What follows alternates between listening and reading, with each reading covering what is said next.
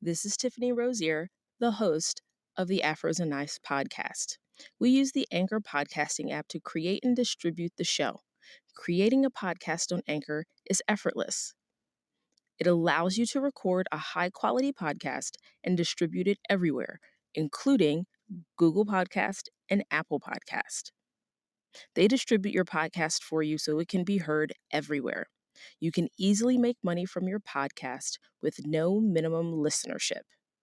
No fancy equipment or podcasting experience is necessary, and it's 100% free. As long as you have a story to tell, Anchor is the platform to use. Share your story through audio using the Anchor app for Android, iPhone, or your desktop. Download the Anchor app or go to anchor.fm to get started today. Welcome back to the Afros and Knives podcast, an interview series that elevates the stories of Black women working in food and beverage, food media, food science, food justice, and hospitality. I am your host, Tiffany Rosier, and this episode is a conversation with the founder of Black Girls in the Vineyard, Danielle Anderson. You may know her as Danielle the Wine Diva on Instagram. Black Girls in the Vineyard is a California-based social club that empowers, uplifts, and inspires Black women who share a unique love for fine wine. Danielle and I discuss how she became passionate about wine, what her journey has looked like so far, and what the future holds for the BGV brand. A big congratulations and shout out to Chef Hawa Hassan and Julie Tershin.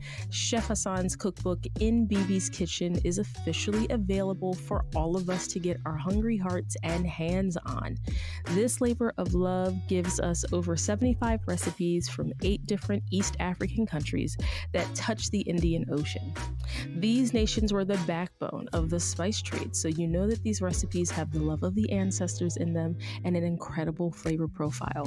We are in for another season of cooking at home, and In BB's Kitchen is going to help us all level up this fall.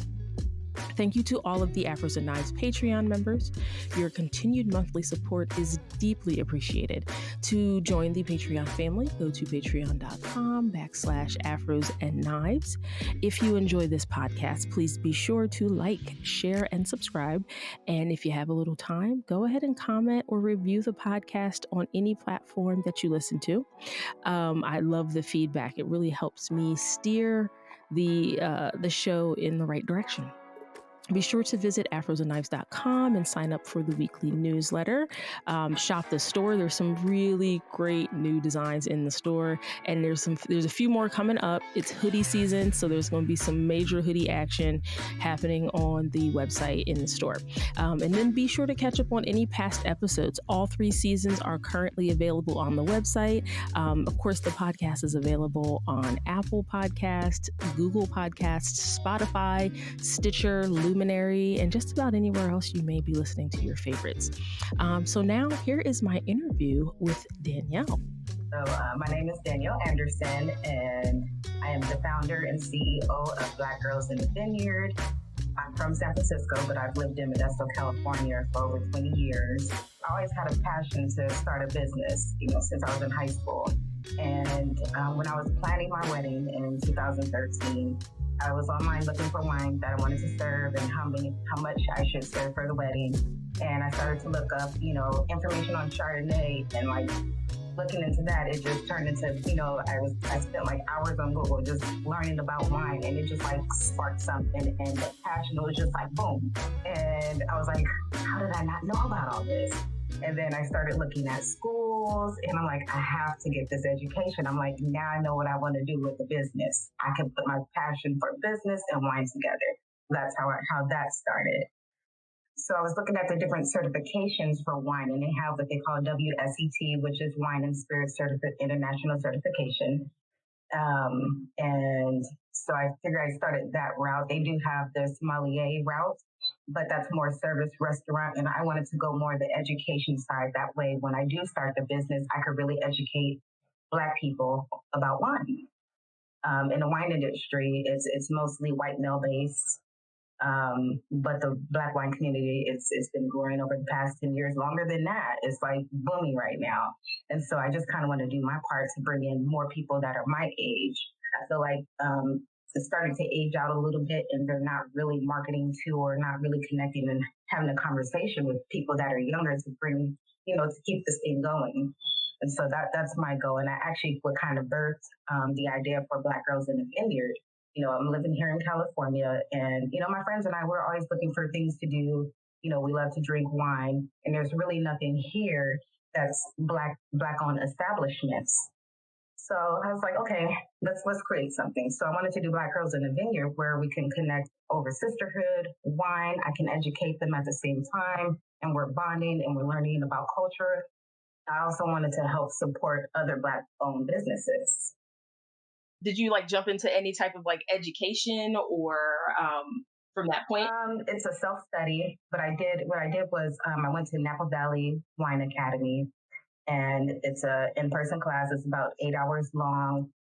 They send you study materials like a month ahead of time, so you study on your own, and then you go there, and then they kind of you're studying for the book, and they're giving you hands on experience. You're tasting wines. You're learning how to taste wines. You're learning how to read labels. When you look at a wine bottle, you see this label, but you don't really know what the things on the label means. So it's just really in-depth information, and I love it. I love it. Now, of course the Netflix movie Uncorked came out. So did you see your experience kind of mirrored in the movie? I did, and it was just I was like they get it. I was like, okay.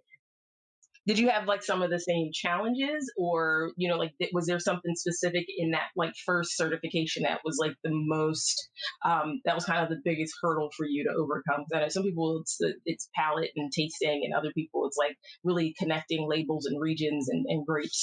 Definitely learning about the regions, that's been hard for me. It's just it's a lot of information, and then the palate. When you're in the class tasting wine, I had a really cool instructor, Tim Hanai, and he would always say, forget everything else, just take the stuffiness out of it. And I feel the same way. When you're tasting wine, we all have different palates. We all might not be tasting the same thing, and that's okay. I think people, especially Black people, we tend to feel intimidated because we're like, oh, I don't taste strawberries, or I don't taste raspberry. Oh, I don't smell that.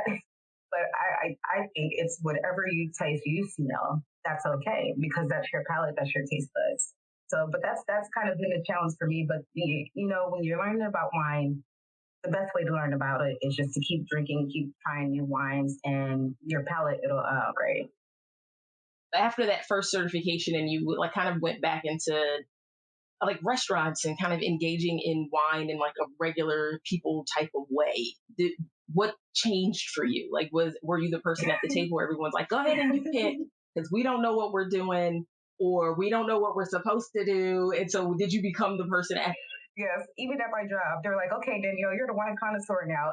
Tell us what's a good wine to buy." And I always say, ask questions. You don't know, even just tell them what you like to drink, and then they can go from there and build on your palate. So if typically most people start out with, liking sweet wines, and then, at a restaurant, they'll introduce something different, maybe like to try a Riesling or a Pinot Grigio, just to ease into it. Was there something that kind of surprised you about not just the process, but just about wine itself that you just didn't know or you didn't suspect? Like, oh, okay, well, that was something I didn't see coming. I knew the basics, but I think what just blew my mind is just when you're reading how it's made, learning the process and the technique of tasting wine, using your five senses, looking at the wine, seeing the different colors, just really interesting. And the movie Cork that really resonated with me when he said, tasting the wine from like France, or just it makes you feel like you're there.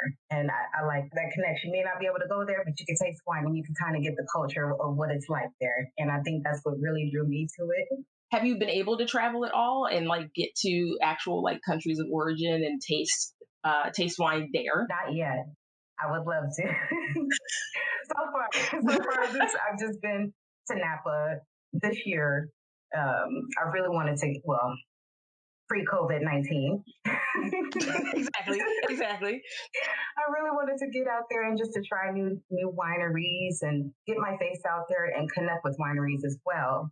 And that way I could like, to be a liaison between, Black community and wine, especially here in California. When you go to wineries, as soon as you walk in and they see your twist, they see the color of your skin, they see your hips, Like, they're like, what are you doing here? It's like, I'm here to taste I don't think wine. ma'am, I think you got lost. I think you got lost Yeah, somewhere. they give you Yeah. that look, and I'm like, it's okay. I'm supposed to be here. You want to enjoy the establishment and taste wine. I think that's really important. Wine business owners, especially in the wineries, could really just benefit from just talking. I think they feel, oh, it's awkward when a Black person comes, but it's really not. You would speak to us the same way as you would anybody else. It's not hard. I think that's across the board. I'm just like, we're not aliens. Got Like, it, we do live exactly. on this planet and in this country, and I mean, we can process information in Exactly. language just like you can. So it's not a big deal. Like, just talk to me. It's fine. For in Napa, is there a specific vineyard that you kind of keep going back to that you absolutely love what they're doing? And the ones in the area, where have you found the most like receptive energy or receptive welcome? There's a winery. I'm gonna murder the name. I think it's Lisa Twitty. I always have a problem saying it. Lisa Twitty. I have to get the way to pronounce it. I'm horrible with pronouncing things, but they're just super friendly and it's very family oriented. Beautiful, beautiful vineyard.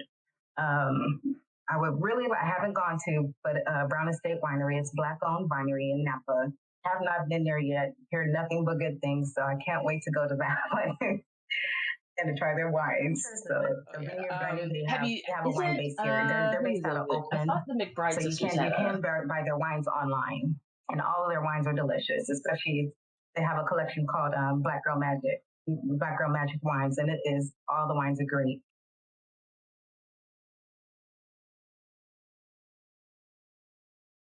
I definitely have seen like on my Instagram feed. I follow those ladies, and that comes up all the time. Is the Black Girl Magic bottle, so that's definitely something I have to like get into as far as ordering the getting in on the subscriptions and things like that. So have you tried any like organic wines or natural wines yet? Yes, I have. I did. I had to think about it because most of them are processed, especially when you go to a grocery store, or even the vineyards, the small vineyards that are nearby me that I lived. They go through some type of process, but there actually is a Black-owned vegan wine company based out of Indianapolis. It's called Ship and Share Wines. Oh yes, I have actually interviewed Nicole Kearney, the owner. Yep, I interviewed her last season. So she was like one of my first like 10 interviews, and oh yeah, Oh she's wow! pretty incredible too. So yeah, their service is. I mean, caught up with her after COVID and to see how she was doing and how like the wine industry was doing, and she said they were actually still doing pretty good. I think because people were sheltering in place and ordering wine to drink at home. So most people were, she's like, no, we're actually doing pretty well. And of course, this kind of return to farming and growing, I think is another reason why like wineries have really done really well. Do you have a favorite from that particular brand? I loved her Zinfandel. I'm a Zinfandel girl. Okay, I mean, that's a classic too. Shoot, I remember when like Zimps were like that thing. Where people were like, "Ooh," it was either like it was an elevation from like Boone's Farm, but they were like, "Okay." And then when you start talking like Cabernets and Pinots and stuff, I don't drink any of those. And I'm just like, but some really good ones out there. You should like try to mix those in a little bit. What's the profile for that particular wine? Well, for Red Zinfandel, I like the dark fruits, the jamminess. There's a smokiness to it. You get a hint of vanilla from the oak. Um, But I think that jamminess it just gives a really nice balance, and with the tannins. Oh yeah, because that tannic quality is the thing that usually kind of gets people or makes them pause a little bit. Do you have a favorite like wine and food pairing that you recommend or that you go to like every single time? I do a lot of Pinot Grigio and seafood dishes. I do a lot of seafood baked dishes. I like to do some seafood boils. I do like vegetables and shrimp. So I always try to pair that with, something that'll cut the spice a little bit. So I'll go like either Riesling or Pinot Grigio. But I love Chardonnay. That's one of my favorite wines. And I know Ooh, people don't tend to like Chardonnay, even I though love it's the Chardonnay. most. Do you? Yeah. Oh yeah. Yeah, because most people don't like to drink Chardonnays. They say it's too buttery, but you have to try different, especially Chardonnays from different regions, or even an unoaked Chardonnay where it's maturated in a stainless steel tank. But I love Chardonnay. I'm trying The to Chardonnay and party. like I was gonna say, Chardonnay is great to cook with because of the buttery quality. And I Exactly. tend to use it for like poaching specifically because it can handle like other Mm, added fats. It handles I like garlics and like those aromatics really well. So yeah, and like or any type yes. of herb. So I just don't. I'm just like Chardonnay. Y'all get behind it. It's delicious. Just make sure. I think that's the other thing is like pairing it with something that works. Like if it's buttery, you want something that you want to eat something that's a little lighter, maybe a little more acidic, something that had some lemon under in it, and it just it can work. But you just have to find a really good one, and you have to know what you're doing. So the do you cook with wine? Like, do you have specific wines that you pick out to just cook with? And because a lot of times, the recommendation has been for a long time, like only cook with wines that you would probably drink. And sometimes I Exactly. find that to be true. Sometimes I'm like, well, this actually, if Yeah. when you cook something, you change the qualities and the properties of it. So sometimes there are wines that I'm like, I don't know if I'm going to drink I don't want to that, use that but one. Yeah. a wine that it was Tiff, what was it? I want to say it was a Merlot. Yeah, it was a Merlot, and I just wasn't a huge fan of drinking it. Like I got through some of the bottle, and I was like, this isn't great. It was a little bitter. Like the finish was just a little bitter, and you could tell it was because of the fruit. So they might have just put some rind in it or something, and it just kind of made that really odd bitter finish. So instead, I added it to a jam, and then made like a fruit preserve with it, and like cooked it down with like plums and figs and some like cherries because it was stone fruit season at that point. And so cooked all of that down, and it was Nice. absolutely delicious. Like the Merlot became a little tart, and a lot of the sugar kind of like caramelized, got rid of that bitterness. So especially when you add the fresh fruit to it. So yeah, that sometimes you just have to like pivot a little bit when you Yeah. get a bottle that you're not a huge fan of, and just go, okay, no, we're not. We've got to find something new to do here. Um, for your back to the education process, because I know a lot of people have been like we have some folks who are showing some interest, especially because of watching the documentary. And so between the that first certification and the second certification, what's changed in the training? What has been added essentially? Like that what are you learning now that you didn't learn in the first round? The first level is just basic questions about wine. You're just learning about the different varietals, whether it's Chardonnay. So it doesn't go into much detail. So it's just you're just learning about the different varietals. And when you get to level two, it's going to in depth. It's going into the technique of tasting wine, being able to take wine notes. What are you seeing? What are you tasting? What are you smelling? What's the finish? And then you go in and you also then you go into the labels, learning how to read a wine label. When you look at a wine label, it tells you the vintage, which is a year, um, where it was produced, the country it was produced in, who is the producer, and then you're learning about the regions, which is always a difficult part because you're learning about all these different varietals in that region, and then you have to figure out um, what specific going into details about each of those wines, and so that can get kind of tricky. But still love learning it, but it gets difficult. But I'm in this for the long haul, so yeah. Okay. So for Black Girls in the Vineyard, like how long have you been actively like promoting that and growing that particular group? I just started promoting it this year. It's been something I've been working on for the past 5 years. Um, it was actually supposed to come after. What I really wanted to do first was to have like my actual wine establishment. I wanted to have a wine shop, a wine bar and lounge where people can come shop wines. They can learn about wines in person, just make it more personable. And then, with a little bit of, on top of a little bit of entertainment. And then from there, I wanted to start like a wine club. But, you got to work backwards if you don't have the capital. So I was like, okay, well, let's get started. Yeah, I was going to say, what are your kind of your thoughts on even monetizing a group? Even because considering that we are really like digital right now, I've seen some really interesting approaches to gathering groups of people from anywhere from Instagram. I think you can meet up to like 10 people on Instagram video now. Google Hangouts and Zoom meetings, and people are doing wine tastings over the internet at this point. So like what has there any have you had any like creative energy show up around like, okay, wait a minute, we might be in a pause right now, but there's a way to like promote the group and get this out in the world, and and still raise some capital for like a brick and mortar space at this point. I actually did a virtual wine tasting about 2 weeks ago, my first Zoom. It was really fun and it was interesting. I just, worked out the kinks and bugs, but a lot of ladies in the group, they, didn't really know about wine. So it was great to get a feedback like, wow, I didn't know that. And so it was really interesting doing the Zoom. And then another thing I do is I create wine t-shirts. I started with that. I wanted to create something for us.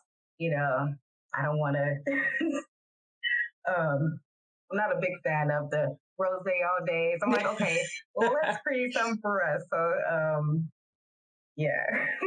So I wanted to create something that we can enjoy that resonates with us. I've been working actually on a t-shirt line.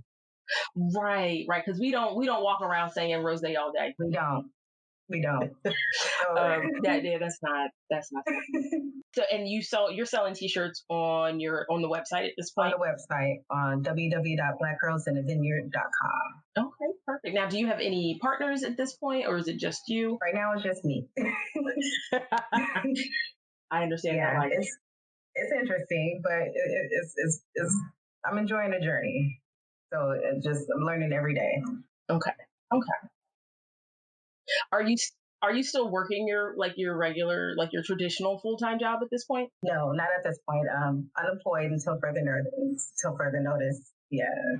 They need to start a support group for all of us that are in that position right now, because wow, you're just like, it's rough okay, right all right, we're just gonna do this until we can't anymore. So wonderful.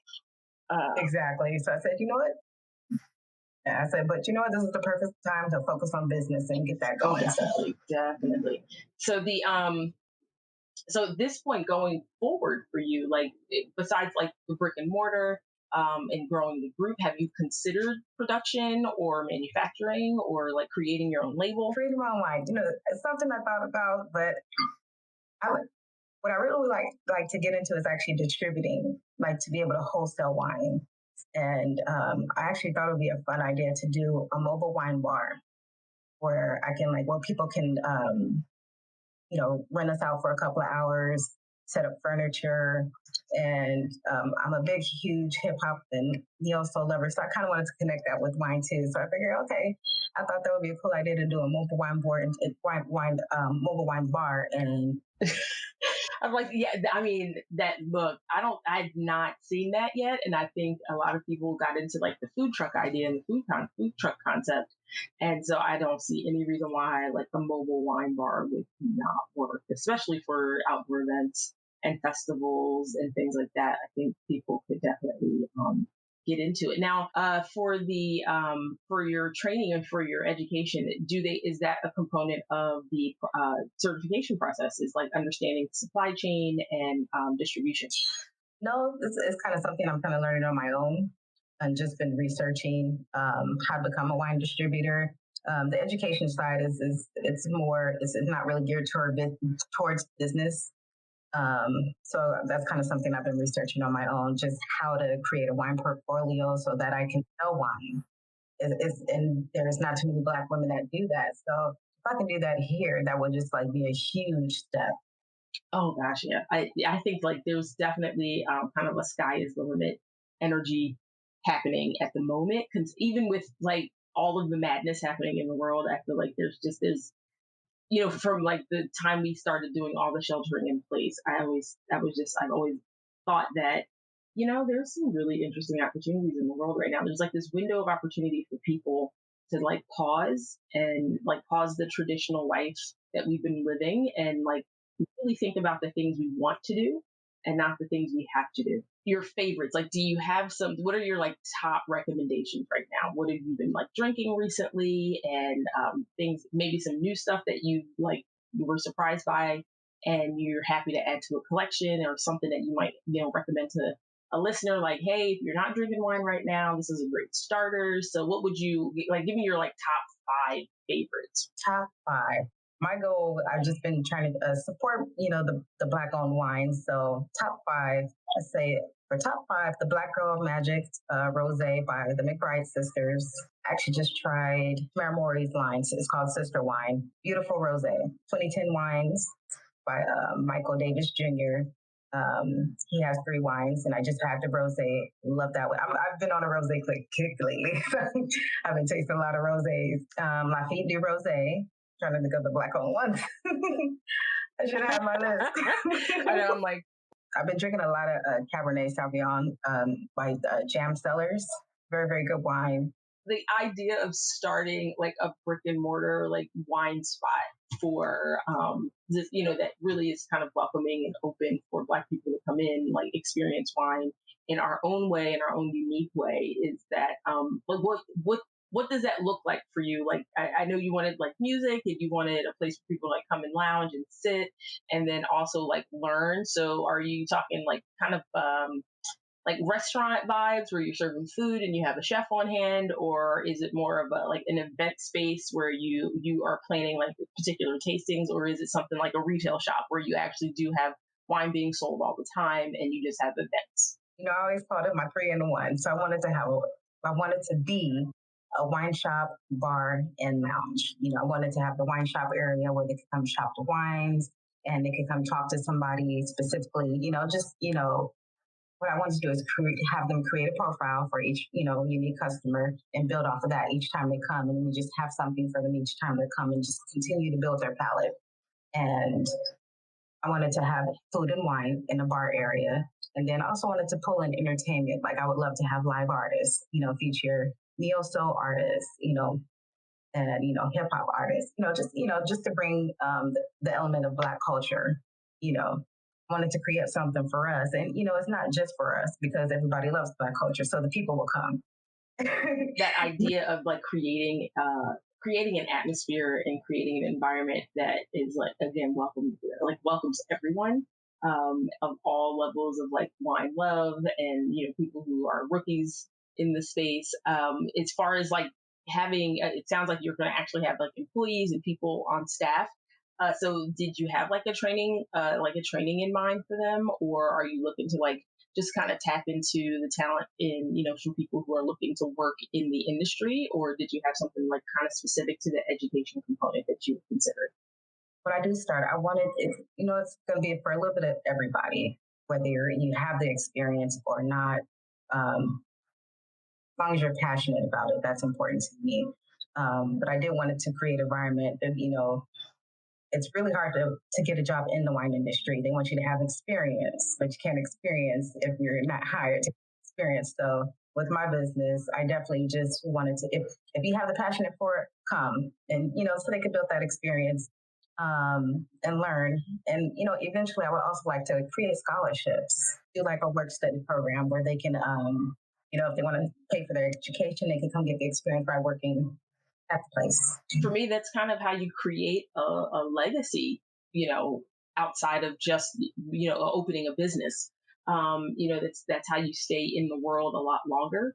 is, you know, educating people and kind of passing on the information or passing on opportunities for education. So that's absolutely, I mean, you don't see very many like scholarships for African Americans to actually go study and, you know, get a certification and that kind of thing. And I think more people would probably do it if they were able to, because, you know, especially now that we're talking about, you know, the value of traditional college education and, you know, a couple of other things that, you know, being able to kind of like graduate from high school and you go, okay, well, maybe college isn't for me right now, but I definitely want to continue my education in something. And being able to like go get a like a certification in wine, and then find yourself in a space where you can be a som or you can, you know, be a distributor. Like you can find yourself in that space, and it doesn't require you know, a degree. And so that's just another opportunity for someone to educate themselves. And because wine is global, it puts you in a position to travel. It puts you in a place where you can learn other languages. Like I think it's a very like rich education as well that people underestimate. And yeah, so I feel like, you know what, that is a really great way for like post secondary education to like become more creative and not just spend 4 years getting a general education degree or a liberal arts degree and going, I'm not sure what to do with myself. You know, like wine certifications have purpose, and there's some things you can do with them. And so yeah, I felt like that's actually a really great addition to like creating a wine brand and being really intentional with like developing a group or developing a brand. It's like thinking about like what happens when I'm not here anymore. What happens, you know, to the people that I'm connected to? How can I definitely invest in my community directly and globally, and consider the people coming behind you. And so I think that yeah, something like that would be pretty incredible to do. Like yeah, considering that we just want more people in that space, and like, you know, the creating more opportunities for people to be, you know, work at a vineyard and, you know, create welcoming experiences for everybody, and just like really adding some putting some legs to that. So yeah, that for me sounds like the right direction, considering like, you know, you want things to kind of be here after long after you're gone. So yeah. Would you? I was gonna say the babies are small at this point, but has you know, if they as they got older, what would you say to them about like finding themselves in this space? And oh, I've seen mommy like work hard at getting this together and pulling this together, and we've worked with her at the wine shop, and we've done, you know, like would you discourage or encourage your kids to kind of like pursue a career in this space? I definitely want them to be entrepreneurs and you know, whichever direction they want to go, whether it's college, but I want to leave a legacy. And um, it's funny now, they're like, when we go in a grocery store, they're like, Mommy, there's wine.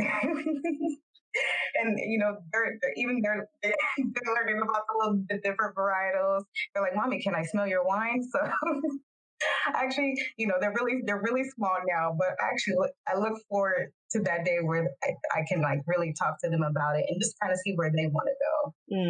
Yeah, that'll be really interesting to see which ones which who decides to like follow Monty's footsteps, or you know, or if everybody does and has like they Exactly. find something that they want to do. So yeah, that would be pretty cool.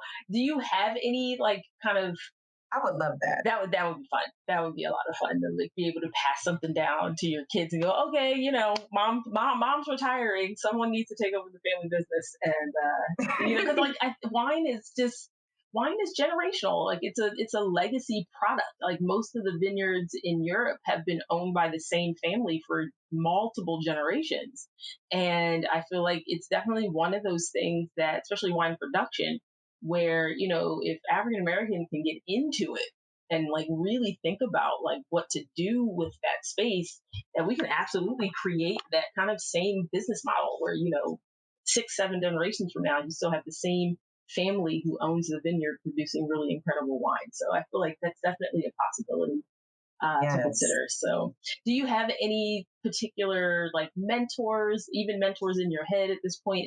Anybody in the wine industry that you follow, that you're like that kind of keeps you inspired and keeps you moving? I've been inspired by everybody. I joined Instagram about 4 years ago. I think it's been about 4 years. And I just started to like research, you know, people in wine and just, the first person who actually saw was on the Somme film in 2013 was Delenn Proctor.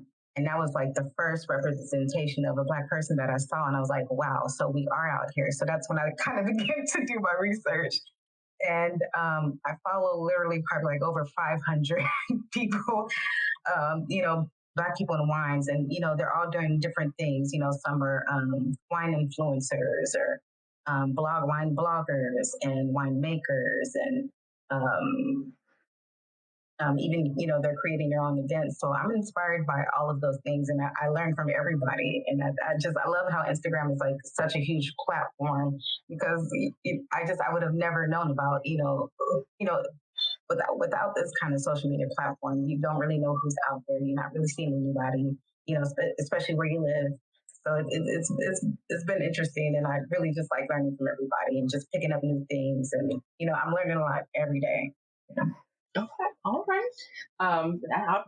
I'm the same with like the Instagram accounts I follow. I always try to like make sure I'm following people that keep me inspired and keep me educated. Because you just don't know how much information is even out there until you're in it. To the what was that question I had? That has floated away. One of the running questions I have is, I've interviewed a handful of Black women who specifically work in wine, either production or education at this point. And the one question I constantly ask them is about champagne. I think it's something that it's really interesting that it's so connected to African American culture, specifically hip hop culture, like you see it in like music videos. There's a lot of references in like rap lyrics to champagnes and stuff like that. And so most of the time I ask like, okay, so where do we stand on champagne? How should we drink it? What are we drinking it with? What are your favorites? And so far, like the biggest pairing has always been like fried chicken and champagne is the big one. And I absolutely wholeheartedly agree with that assessment. So are you doing any type of like champagne, and how much of your certification education is kind of dedicated to that particular wine? So anything like bubbly, sparkly, and the ones in those spaces like cava and traditional champagne and things like that. I feel bad for this question because I actually don't drink a lot of champagne. I'm just really starting to get into doing champagne. I'm like, oh no, this question. But I'm just starting to get into champagne and sparkling wines. Is that kind of in that second tier of education, or do they cover that at all in like that first level of certification? You cover it in the first level too, as well as the second. It goes into way more detail in the second, but it's just I haven't quite got there with the champagne yet. She's like, we'll see what happens. It does. I mean, it moves pretty quickly through the body. So I can see, like, I can't sit here and take these champagnes with these children awake and needing my attention right now. So that might not be practical. But yeah, I mean, it's definitely an interesting space. I think because, champagne has always been kind of pushed into that space of like kind of this elite beverage in a way. And, I love the fact that like African Americans have taken it on and kind of really leveled the playing field and made it like something you can drink every day, something you can have, with an everyday meal. Because it's an excellent way to like cut through a fatty meal. It's an excellent way to cut through, like super rich desserts and things like that. So, considering how dry it is. And so I think it pairs really well with food overall. So I always told them like drink more champagne. Like you should have champagne in your lineup just to drink, outside of a special occasion. I think there's some really special wines out there for other things, and so but champagne can definitely be one of those things that's drinkable every single day, or not every day, but like with an everyday meal. So I definitely consider it. So it was like one of those things. And it's funny, like people are on the spectrum about it. It's like some people are like, nah, it's not something I get into. And then other people are like, oh no, if I can, yeah, I'm popping a bottle. And I think yesterday on Instagram for like Juneteenth, I saw a lot of people hitting the champagne. So that was really interesting. That was kind of special. It was just like, oh, okay, we're doing champagne. They pulled out a saber and they just knocked off the cork and here we are. So that was really cool to see. I was just like, all right, Instagram is lit and we are all drinking bubbles. That is all right with me. Do you have a favorite sweet wine or a Moscato that you recommend? A Moscato. I'll say the Ship and Share wine. I really enjoyed her Moscato. It's one of my favorites. First time I had a Moscato, it was a local grower in Tennessee. He grew Moscato grapes, and then at some point just had like a bumper crop and started producing Moscato, like a local Moscato wine there. And so he would bring it to the Nashville Farmers Market. Yeah. And I also like, I'm not a huge fan of super sweet wines, but that was like really well done. It was like I like a little Fine. balance. Some people are like, I won't drink wine unless it's sweet. I'm like, well, just stop drinking the wine. And it's like Yeah. drinking coffee with like 70% cream and sugar. Like, you don't like coffee, just stop. But yeah, like Moscatos like can either be really beautifully done and like delicate, and you can still really taste the like the earth in them, or they are like utterly too sweet. They're just like, I cannot. This is not even drinkable at this point. They do, however, make an excellent sorbet or or frozen dessert. Like those are, they freeze beautifully, and of Yeah, course when you exactly. freeze something and make it cold, it kind of it dials the taste down a little bit and dials the sweetness back. And so yeah, I've definitely made my share of like a Moscato sorbet. That's a really delicious like finish to a meal. So yeah, I was just like, but sweet wines in general, I'm like, dessert wines are hard to like, really hard for me to manage. I'm just like, it's too much. It's too much. I'm like, guys, I'm cool with that. I'm cool with that. So like with these last few moments, let us know how we can like support your journey, how we can support your work, what you're kind of really focused on right now, whether it's promotion, whether it's just adding people to the group, and then like what people can do nationally as well as locally. So if someone's in the in Northern California, how they can connect with you and maybe help you, grow your vision, or help you do, whatever you want to do, the connections you need to make in order to get into distribution. So yeah, so just, talk to me about like how we can help you go forward, and what the community of folks listening can do to help your brand, make it smart. I think to help support the brand, I would just love really for people to come to my Instagram page, Black Girls in the Vineyard, at Black Girls in the Vineyard, as well as my personal page, Danielle the Wine Diva. I think I have more followers on there than I do the business page, but that way people can really see what I'm about, what I stand for, which is Black culture and community. It's really just about connecting the Black community with the wine industry. And also support the t-shirt line by going to www.blackgirlsinthevineyard.com. And just to reach out. I think the best way to support people, not just with follows and likes, but really going to a person's page and really saying what they're about, connecting with them, asking questions what we're about, so we can create that relationship, to help uplift the business. So that's one way people can support.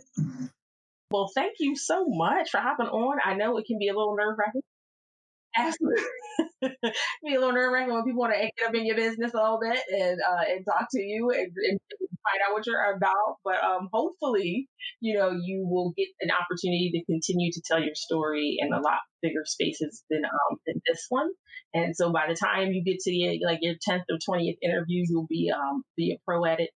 And and it'll just come, the story will just come flying out, girl. I promise you that it'll come flying out. So yeah, but yeah, thank you so much. And for me, I always try to strike a balance with the podcast, as far as like really touching on the food and wine community, and in other like beverage spaces, so bourbon and coffee and everything else, but just specifically wine. I think that Black women are making such huge strides in this industry in a few different ways. And so I just wanted to always make sure that I highlight people who are kind of showing up with new ideas and like in fresh concepts and things like that. So I appreciate you making some time. I appreciate you. What you're doing is beyond dope, and I love it. That is all for this week's episode. thank you to our guests for spending some time with us, and thank you for listening in and for being a part of the Flyest Click in podcasting. If you love these conversations, be sure to download, subscribe, comment, and share. You can get further connected with the Afros and Knives community by following us on Instagram, Twitter, and Facebook. And don't forget to visit our website, afrosandknives.com, and sign up for our newsletter. Afros and Knives does this work only with the financial support of our Patreon community. To become a patron, please visit patreon.com/afrosandknives and pledge your monthly support. We are working on expanding into video as well as offering patron-only content this year, and you don't want to miss out. Until next week, may you be happy, may you be safe, may you be healthy, may you be at peace.